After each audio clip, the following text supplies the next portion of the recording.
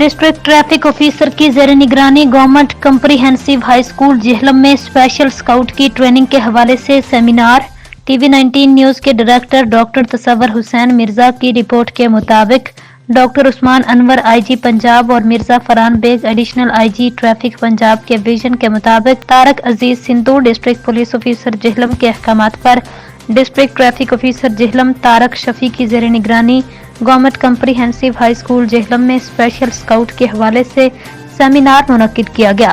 Traffic education unit Jhelum के in charge हारून रशीद ने हमरा फोकल पर्सन अब्दुल गफूर चौहान ने मुख्तलिफ स्कूल से आए तालिब इल्मों को रोड सेफ्टी और ट्रैफिक कवानीन के मुतालिक ब्रीफ किया। इस मौका पर एजुकेशन की तरफ से मुकर्रर करदा फोकल पर्सन इशफाक भी मौजूद थे। ऐसे तालिब इल्म जिनकी उम्र 18 साल से कम है वो किसी सूरत भी मोटरसाइकिल ड्राइव न करें, कम उम्री हादसात का सबब बनती है। बच्चों को रोड सेफ्टी के हवाले से लेक्चर दिया गया।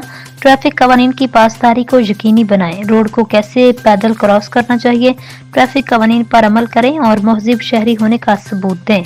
महकमा एजुकेशन जिला जेहलम की जानिब से district traffic officer Jhelum Muhammad Tariq Shafi और उनकी टीम का खसूसी शुक्रिया अदा किया।